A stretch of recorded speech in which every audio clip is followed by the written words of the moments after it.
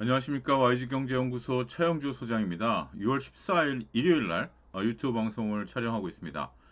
지난주 같은 경우 지수 변동성이 상당히 컸었습니다. 지수가 이제 장중한테 7,400까지 밀렸다가 8,100까지 올라오는 약 한 10% 정도 변동성을 보였죠. 다행스럽게도 이제 금요일 날 지수가 올라왔습니다. 중동 전쟁 이슈가 사그라들면서 시장이 이제 올라왔는데 이 부분을 놓고 보면 어찌됐든 지난주에 지수 변동성이 굉장히 컸어요. 매수 사이드카와 매도 사이드카가 있다라는 얘기는 결국 시장에 있어서 우리가 이제 심리가 이제 극단적으로 쏠리고 있다라는 거죠. 자, 이제 우리가 8,100포인트까지 올라온 이제 지수에서 전반적으로 봤을 때 이제 10,000포인트를 향해서 갈 수 있는 추석이 과연 우리가 이제 6월 셋째 주에 이루어질 수 있는지 여부가 상당히 관건이 되지 않을까 조심스럽게 좀 보여지고 있습니다.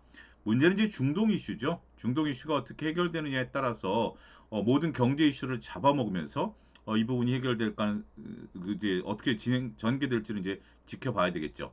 무슨 얘기냐면 우리가 이제 지난주에 CPI, PPI가 나오고 그 전에 이제 실업이 얘기가 나왔습니다만 이 얘기가 이제 중동 이슈가 해결되고 나면 전반적으로 봤을 때 새롭게 우리가 전개되는 거 아니겠습니까?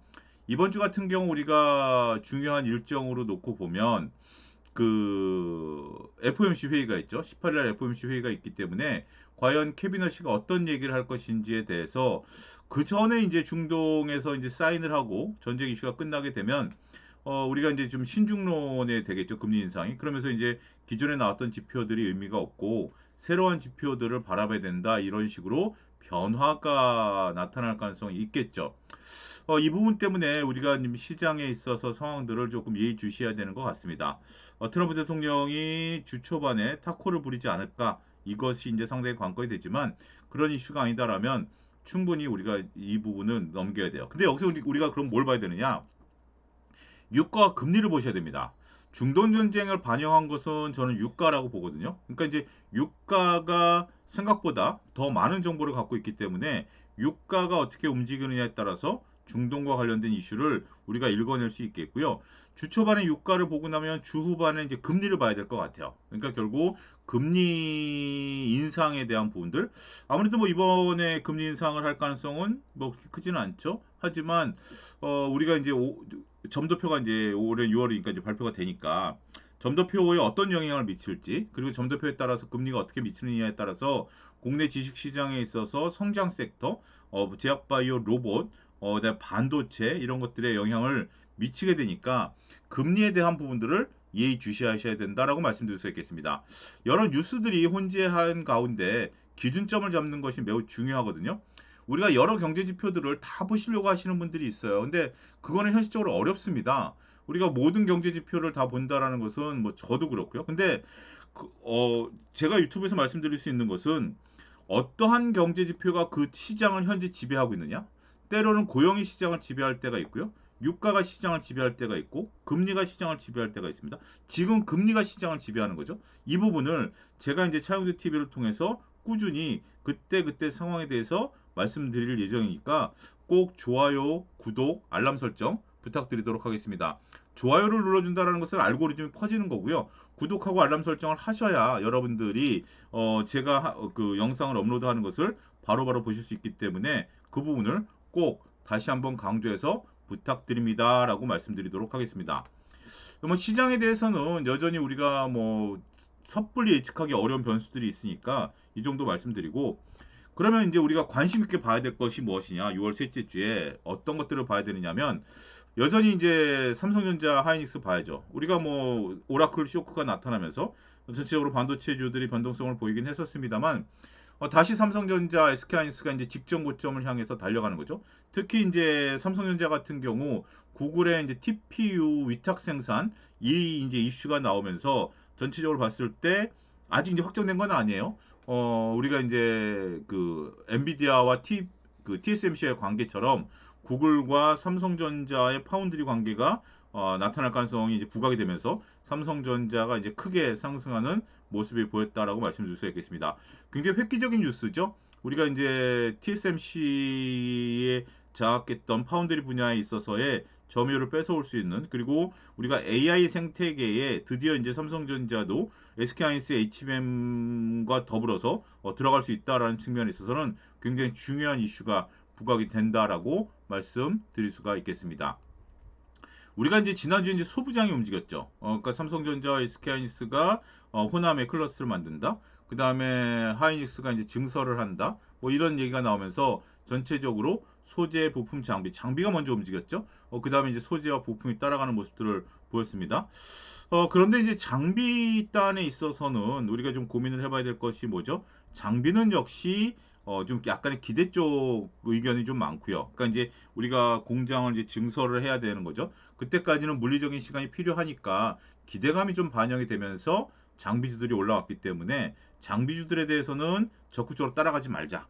일단 보유자 영역이고 오히려 좀 과도하게 올라오면 좀 정리하자. 반면에 소재와 부품 같은 경우는 우리가 지금 구간에 있어서는 저는 가장 적극적으로 매매할 수 있는 섹터 중에 하나가 아니겠나 그렇게 말씀드리도록 하겠습니다. 소위 물려도 소재와 부품에서 물린다라면 우리가 순환매 과정에서 빠져나올 수 있겠죠. 그리고 이제 7월 들어서는 이제 실적 시즌입니다. 아직 뭐 보름 가까이 남아 있긴 하겠습니다만 뭐 6월 말부터 프리어닝 시즌이 되면서 실적 가이던스가 나오겠죠. 2분기 실적. 그러면 그동안에 이제 주가가 조정을 받았던 부분들 대비 실적이 잘 나오면 그동안에 이제 소부장이 못 갔었던 밸류 논란을 조금 잠재울 가능성이 전 있다라고 보거든요. 그래서 소재와 부품에 대해서는 조금 관심 있게 보셔도 되는, 다음 주에 어떻게 보면 좀 6월 말까지 이제 소재와 부품들이 가장 크게 움직이는 그러한 중요한 섹터가 되지 않을까 이렇게 조금 말씀드릴 수 있겠습니다. 중동 테마도 다음 주에 많이 움직일 것 같아요. 건설이라든지 아니면 뭐 방산, 이번에 저기 우리가 UAE가 또 그 천궁을 가져가기 위해서 화물기를 보냈다라는 거 아니겠습니까? 그런 것들 때문에 중동 테마 관련주들이 움직일 가능성이 있습니다. 테마주는 따라가지 않았으면 좋겠습니다. 왜냐하면 역시 테마의 영역이고요. 이번에 또 젠스랑 이벤트에서 많은 분들이 소위 이제 D셨잖아요. 그런 부분들을 좀 나타내게 되면 중동 관련 테마주들은 역시 테마죠. 아, 전쟁이 끝났으면 실적주 아닙니까? 아니요. 그 부분에 대해서 조금 저는 냉정합니다. 왜냐하면 중동에 있어서 물론 이제 방사는 조금 다릅니다. 방사는 조금 다르긴 하겠습니다. 특히 이제 건설 섹터는 테마주로서 이제 급등할 수 있죠. 물론 테마주로서 급등을 하면 단기간에 수익을 좀 볼 수 있긴 하겠습니다만 젠스랑 이벤트 관련주들도 빠르게 손절 못했으면 물리는 거 아니겠습니까? 이 부분도 우리가 이제 실적이 중동 테마가 아니어도 건설주들이 좀 잘 나오겠지만 중동 테마 때문에 오버슈팅이 나온다라면 그거는 조금 문제가 되겠죠. 그래서 건설주들을 만약 보유하고 계셔서 오버슈팅이 나온다라면 적절하게 이익을 챙기는 단계가 필요한 것 같아요. 지금부터 차용주 TV가 상당히 이제 중요한 역할을 할 것으로 보여지는데요. 우리가 이제 지수를 놓고 보면 불과 한 15% 정도 남았습니다. 만 포인트까지 가려면.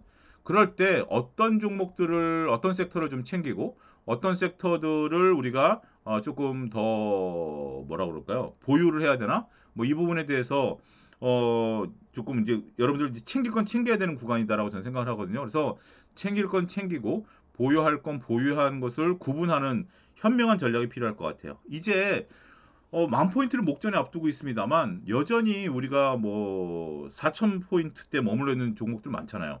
2차전지도 그렇고 제약바이오도 그렇고 뭐 여러 가지 뭐 종목들이 그런 것들이 많이 있지 않습니까? 게임 엔터도 마찬가지고요. 이런 것들이 뭐 지난주, 지지난주에 잠깐 바짝바짝 들어주는 모습들이 나타났습니다만 실질적으로 시장에서 중요한 역할을 못했잖아요. 그런 것들 놓고 보면 조금 저는 조심스러울 수 있다라고 말씀드릴 수 있겠습니다. 그래서 올라온 것들 중에서도 챙길 건 챙기고 공략할 것은 공략하는, 어떻게 보면 좀 전략적인 접근, 그런 부분들이 필요하지 않을까 싶습니다. 마지막으로 저는 이제 이번 6월 달에 뭐 할 건지 증권주로 좀 택하고 있습니다.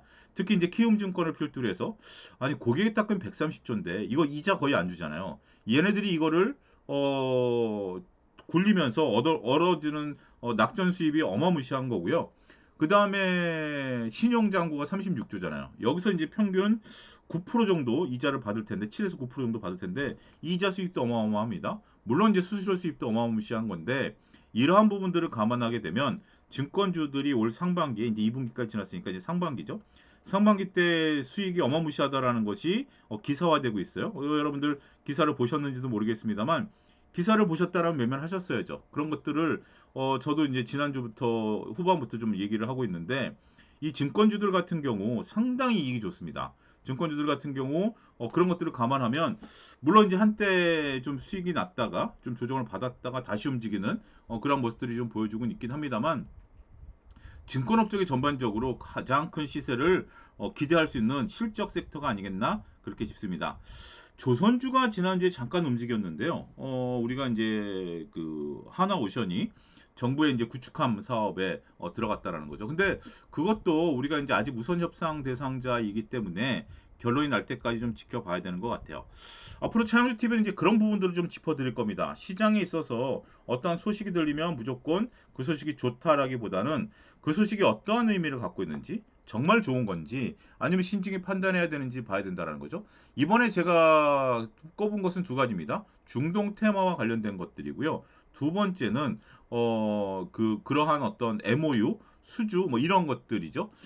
그런 것들이 이제 실질적으로 영업이익과 연결되는 것이 매우 중요한 카테고리를 갖고 있는데 영업이익과 연결되지 않는다라면 주가는 먼저 뛰고 실적은 뒤에 따라오는 거 아니겠습니까? 그 부분의 괴리 동안 더군다나 이제 시장이 목표로 1차 목표가 10,000포인트고 2차 목표가 12,000포인트라면 10,000포인트까지 15포인트밖에 15%밖에 남지 않은 상황에서 변동성이 극심화될 가능성이 있어요. 그래서 스스로 이익을 지키지 못한다라면 조심스러울 수 있기 때문에 그 부분과 관련해서 계속해서 말씀드리도록 하겠습니다.